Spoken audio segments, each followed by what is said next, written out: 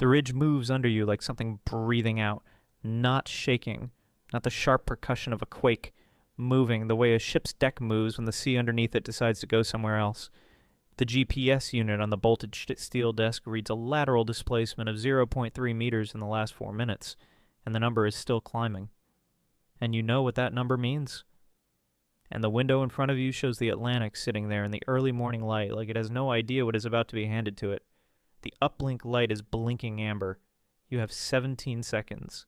6 hours earlier. The monitoring station sits at 1,640 meters on the eastern ridge of Cumbre Vieja, above the cloud layer, which means on clear mornings like this one, you can see both coastlines at once. The steep black cliffs of the eastern shore dropping into the Atlantic, and if you lean into the left corner of the north-facing window and tilt your head at the angle you've learned over 3 years of posting here, the thin pale line of Los Llanos on the western side is catching the first light. 2 coastlines, 1 island, and you in the middle reading numbers. Your coffee is in the blue thermos your sister gave you when you took this posting. She said the altitude would make you sick for the first 2 weeks. She was right. That was 3 years ago, and you still bring it every shift, because the station's machine produces something that smells like coffee and tastes like the concept of coffee translated badly into another language. The morning shift log is already open, Tuesday. The GPS array had transmitted its overnight data package at 400 as usual.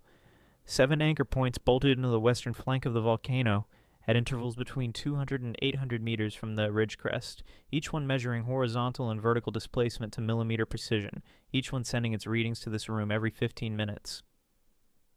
You'd pulled the overnight summary at 0612, half a thermos in, still in the specific kind of fog that comes from a night of acceptable but not good sleep on the station's pullout cot.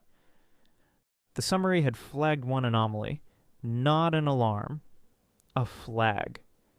A yellow highlight on the cumulative displacement column for anchor point 4, the one at 400 meters, which had moved 22 centimeters westward between the 0300 and 0315 transmission window. That was high. The highest single interval reading in 3 years of your posting was 31 centimeters. During the 20 to 21 eruption, when the lava was actively reshaping the flank's surface geology, and everyone had been watching. This wasn't an eruption week. This was a routine monitoring week. The volcanic activity index had been sitting at baseline for 11 days. You'd made a note. Flagged it for the 0800 report. Poured more coffee. Domingo had arrived at 7:30, which was early for him, which meant either he'd slept badly or he'd already seen the flag before you'd had a chance to mention it. He was the station's senior geologist, 22 years on La Palma, and he had a habit you'd noticed in the first month, and never stopped noticing. He rubbed the outer edge of his left thumb with his index finger when he was running numbers in his head. He walked in, poured coffee from his own thermos, a red one, scuffed to the point of being more silver than red, sat down at the second console and pulled up the array data without saying anything. He was rubbing his thumb. You watched him open the 300 to 315 window, look at the anchor 4 reading, and then, without closing it, open the 315 to 330 window.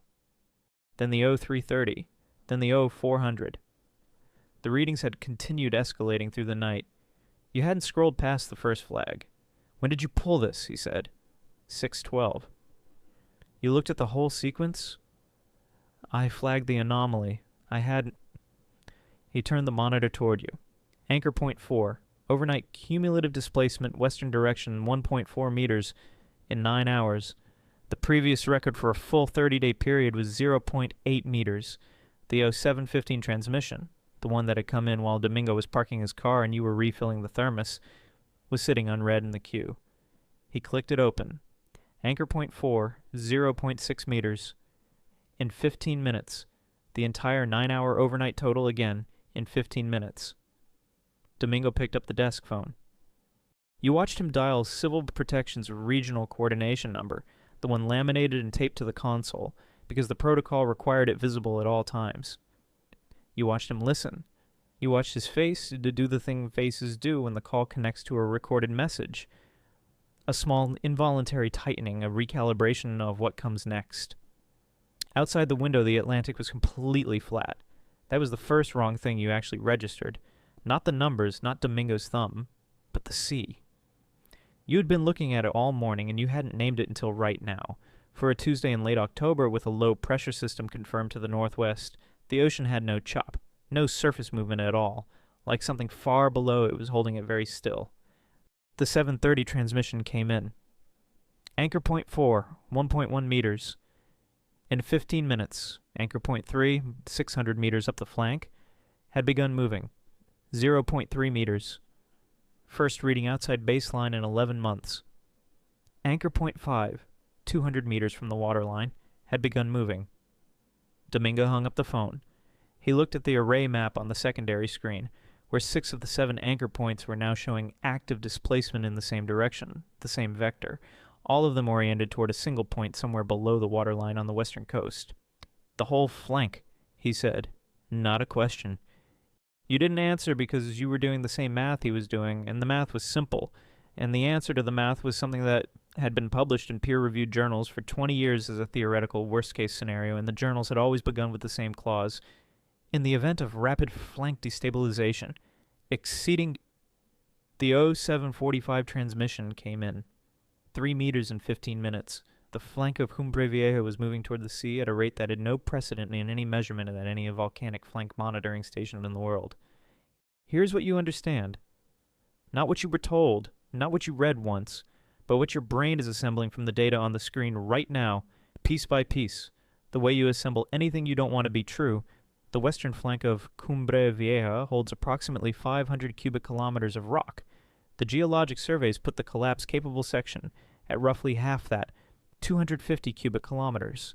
The Ward and Day modeling from 2001 projected that a rapid collapse at that volume would displace enough ocean water to generate an initial wave 650 meters high at the source. By the time that wave crosses the Atlantic, traveling at approximately 720 kilometers per hour at the speed of a commercial aircraft, it attenuates.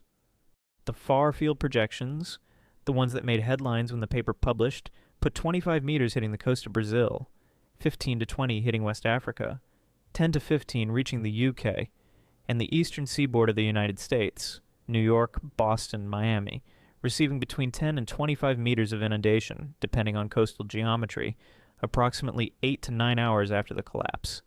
Those are the far-field numbers, the ones that generated conference debates and dismissals and follow-up papers arguing the estimate was high by a factor of 3.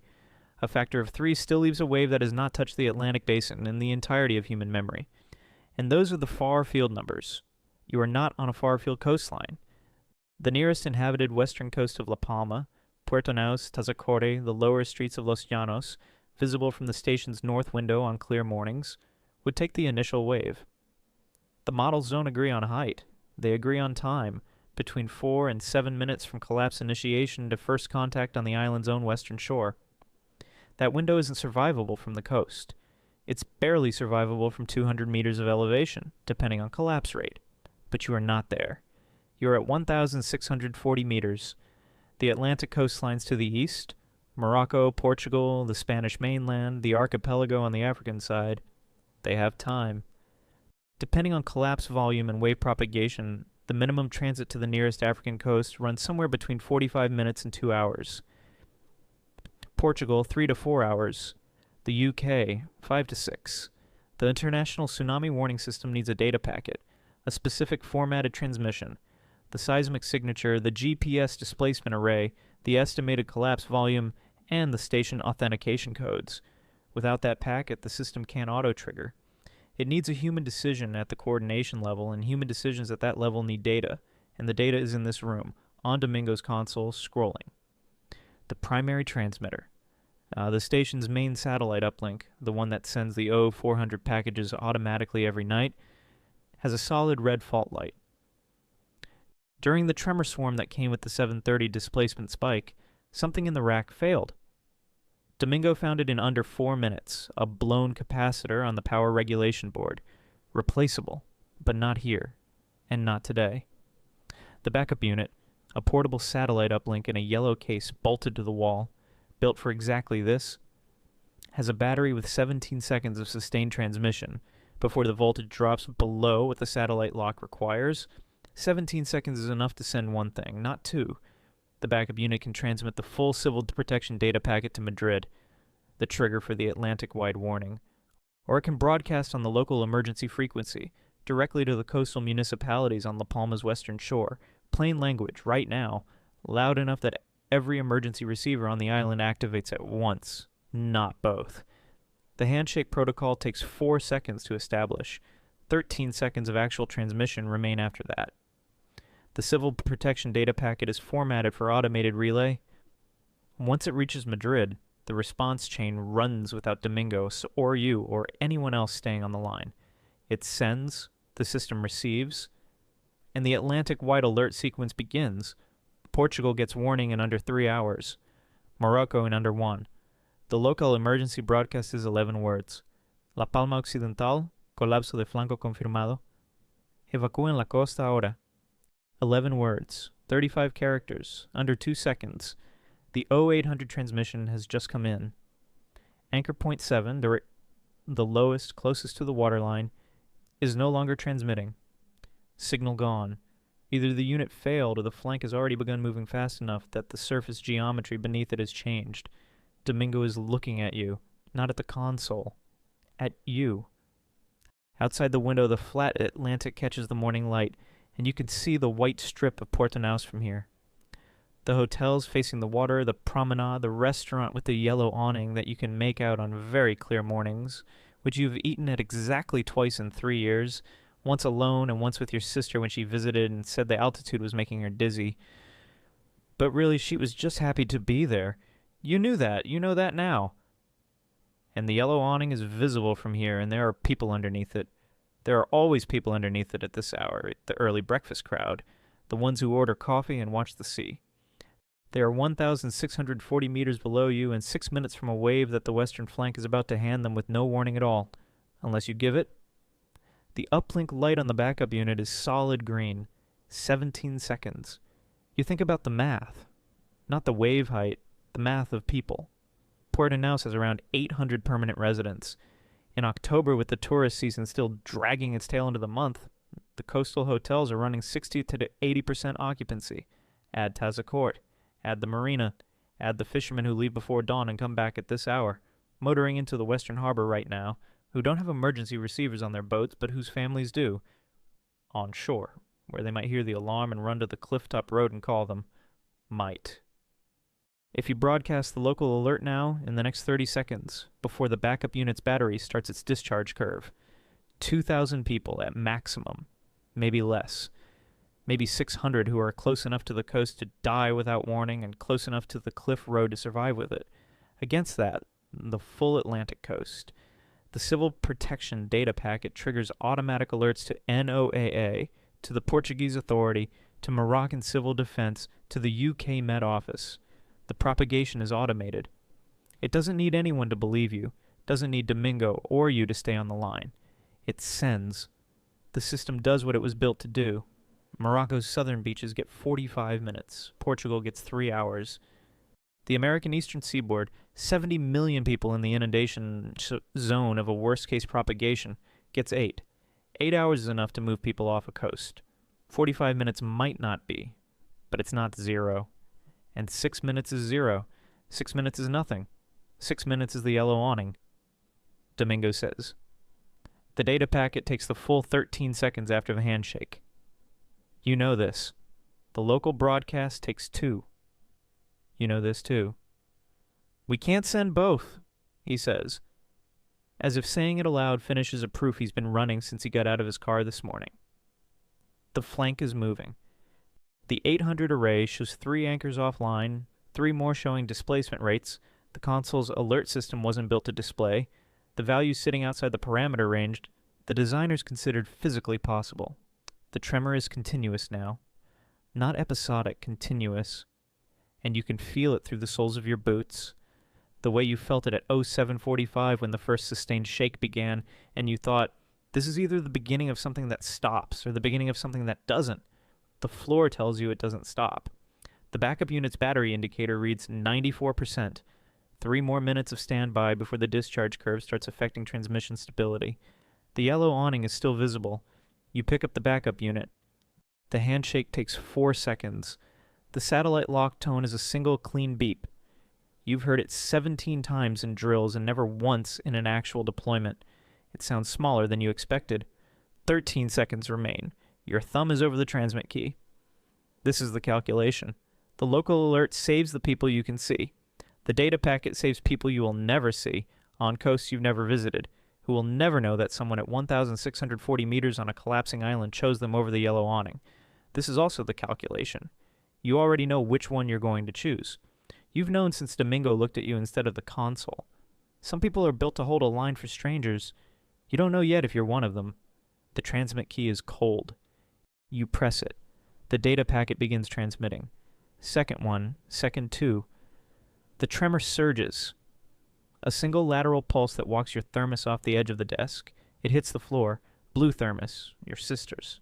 You don't reach for it. Second 5. Through the window, the sea is still flat. Second 8. Domingo has the local emergency radio in his hands. The building's hard-wired unit, battery-backed to shorter range, enough to reach the island's emergency coordinators, who will then have to make their own calls, who will have to decide if they believe it, who will have to activate their own chains. He is already transmitting. He is reading the displacement numbers out loud. Station ID first, authentication code, and then the words Colapso de Flanco, in a voice that is completely flat, completely steady. The voice of a man who decided what he was going to be before he got out of his car this morning. Second 11, second 12. The satellite lock tone drops it for a fraction of a second. The battery. And then holds. Second 13. The transmission complete indicator lights green. You set the backup unit on the desk next to the empty space where your thermos was. The green light holds for 6 seconds, then goes dark as the battery drops below the maintenance threshold. The uplink is gone. Madrid received the packet or it didn't. No confirmation channel. No way to know if the automated system triggered, or if the packet had arrived corrupted, or if someone at Silver Protection is looking at a screen right now with their hand on the alert authorization key, running the same math you just ran, choosing the same way you just chose, for the same reasons or different ones. You don't know. The floor moves again. Longer this time, a slow roll rather than a pulse, like the mountain exhaling something it's been holding for a long time. Through the window, the Atlantic is still flat, and then it isn't. The horizon line shifts. Not a wave yet. A change in the geometry of the water, a reorganization of the surface along a line of running north to south across your entire field of vision, as if something beneath the ocean just committed to something. The flat water lifts slightly along that line, just slightly. The way a sheet of glass flexes before it breaks. You watch it. You watch it the way you watch anything that has no precedent, with complete attention, with no category to put it in, with the specific stillness that comes when the brain runs out of frames of reference and simply records. Domingo is still transmitting on the hardwired unit, reading numbers. The numbers are very large. The yellow awning. You look for it. Still there. Still yellow, still catching the morning light. You can't tell from here if there are people under it. You couldn't have reached them in time anyway. You tell yourself that. The thermos is still on the floor where it fell. You don't pick it up. You stand at the window with both hands on the desk and watch the horizon do what it's doing, and Domingo is behind you reading numbers into the radio, and the station's tremor log is printing a continuous record that people who are not here will eventually read. Reconstructing this morning from the data the way you reconstruct anything you weren't present for. In pieces.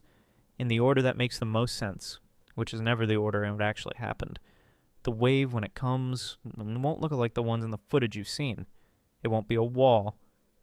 It'll be a recession first, the sea pulling back from the western coast the way it pulls back before it returns. And the people on the promenade who didn't hear Domingo's radio call, who didn't have a receiver tuned to the emergency frequency, who came down to the yellow awning for breakfast and watched the ocean do something strange and still. Some of them will walk toward the waterline to look. Some of them will. You know this. The way you know the displacement readings. Precisely and without comfort. Your thumb pressed the transmit key and the data packet went to Madrid, and you were standing at 1,640 meters watching the Atlantic reorganize itself.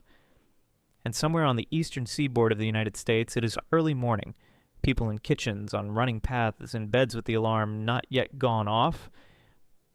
And in 4 hours, or 8 or 6, and depending on propagation, they may receive a warning that came from this room, from that yellow case on the wall, from a choice made in 13 seconds, or the packet arrived corrupted, or the system triggered and the response chain is slower than the model. You don't know. The thermos is on the floor. You look at it for a long time, and the question that stays, Not the one about Madrid, not the one about the warning system, not the one about the yellow awning, is smaller than all of those, and harder, and has nothing to do with geology. When you chose the data packet over the broadcast, were you saving the people across the ocean? Or were you choosing the scale of a loss you could survive knowing you caused? The horizon moves. You keep watching.